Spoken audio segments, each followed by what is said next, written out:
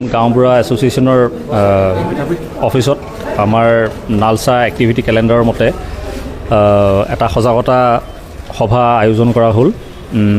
আমাৰ কোকৰাঝাৰ আৰু চিৰাং জিলাৰ যিখিনি গাঁওবুঢ়া আছে গোটেইসকল আহিছে আৰু তেওঁলোকক আমাৰ যিখিনি আইন, যিখিনি আমাৰ বেচিক প্ৰচিডিউৰ্ছ অফ ল বুলি কোৱা হয়, সেইখিনি বিষয়ে তেওঁলোকক অলপ সজাগ কৰিবলৈ আজি আমি এই অনুষ্ঠানটো ইয়াতে অনুষ্ঠিত কৰিছোঁ।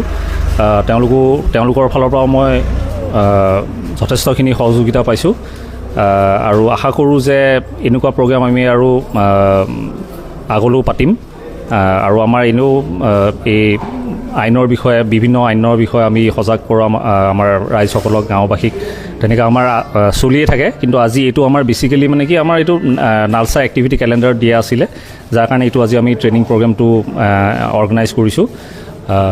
এইখিনি এইটো আমাৰ juvenile justice care and protection act যিটো আছিলে, তাৰপিছত আপোনাৰ বেচিক প্ৰচিডিউৰ্ছ অফ ল, আৰু তাৰ উপৰিও মই যিখিনি পাৰোঁ আপোনাৰ ধৰক আমাৰ যিখিনি পক্সো আছে বা চাইল্ড মেৰেজ আছে, সেইখিনি বিষয়ে মই তেওঁলোকক অলপ সজাগ কৰিছোঁ, যাতে তেওঁলোকৰ গাঁৱে ভূঞে যদি তেনেকুৱা কিবা ঘটনা ঘটে সেইটোৰ বিষয়ে মানে তেওঁলোকেও যাতে গম পালে মানে তেওঁলোকৰ গাঁওবাসীখিনিক জনাই এইখিনি তাতে কেছটো ছেটেল কৰি পেলাই শেষ কৰিব পাৰে।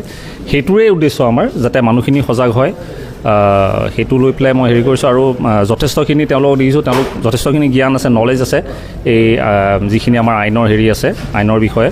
চ' সেইকাৰণে মই আশা কৰোঁ যে তেওঁলোকে ভৱিষ্যতলৈ এই আমাৰ আৱেৰনেছ বা সজাগতা সভাৰ দ্বাৰাই তেওঁলোকে গাঁওবাসীক বা মানুহসকলক সাহাৰ্য বা সহায় কৰিব পাৰিব।